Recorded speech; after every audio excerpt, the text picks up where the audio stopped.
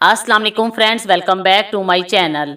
इस वीडियो में मैं आप लोगों से औलाद के लिए एक वजीफ़ा शेयर करूंगी, लेकिन इससे पहले अगर आपने मेरे चैनल को सब्सक्राइब नहीं किया तो सब्सक्राइब कर लें और बेल आइकन को दबाएं every latest health and beauty update सबसे पहले पाने के लिए।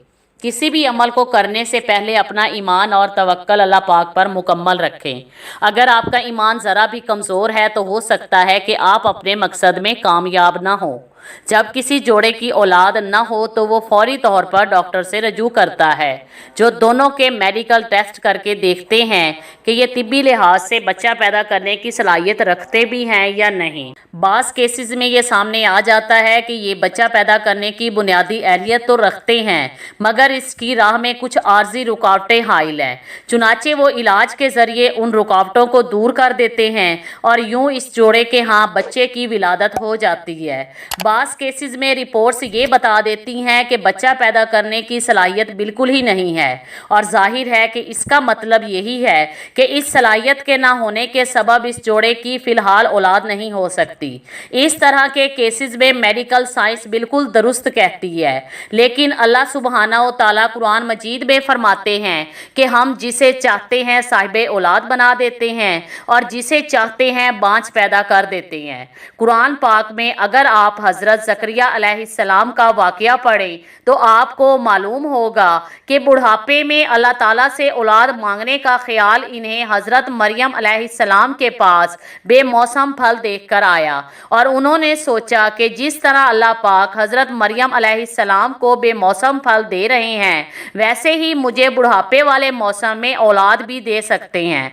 फिर उन्होंने अपने रब के आगे दुआ मांगी और अल्लाह पाक ने दुआ सुन ली। इससे ये जाहिर होता है कि मेडिकल रिपोर्ट्स देखकर हिम्मत मत हारा कीजिए, बल्कि हज़रत ज़करिया अलैहिस्सलाम की तरह सोचकर अल्लाह सुब्हाना व तआला से औलाद मांगे। आप ये देखें कि आपका अल्लाह पाक पर ईमान और यकीन कितना पुख्ता है। जिन हजरात के यहाँ 15 और 20 साल के बाद पहली औलाद होती है, ये पुख्ता ईमान वाले केसेस ही हैं। तो चलते हैं आज के वजीफ़े की तरफ। इसके लिए कोई भी मीठी चीज़ लें और उस पर सूरह माइदा की आयत नंबर 17 बिस्मिल्लाहिर्रहमानिर्रहीम वलिल्लाहि मुल्कुस समावाति वल अर्ज़ि व मा बैनहुमा यख़्लुक़ु मा यशाउ वल्लाहु अला कुल्ली शैइन क़दीर। इसको आप रोज़ाना 41 दिन तक 300 मरतबा पढ़कर दम करें और फिर वो मीठी चीज़ दोनों मियाँ बीवी मिलकर खा लें। इसके बाद हाथ उठाकर अपने रब से इस तरह मांगिए जिस तरह आप बचपन में माँ से चिमट कर कोई चीज़ मांगा करते थे और तब तक नहीं छोड़ते थे जब तक ले न लेते थे। अल्लाह सुब्हाना व तआला फरमाते हैं कि मैं अपने बंदे के साथ इसके गुमान के मुताबिक पेश आता हूँ।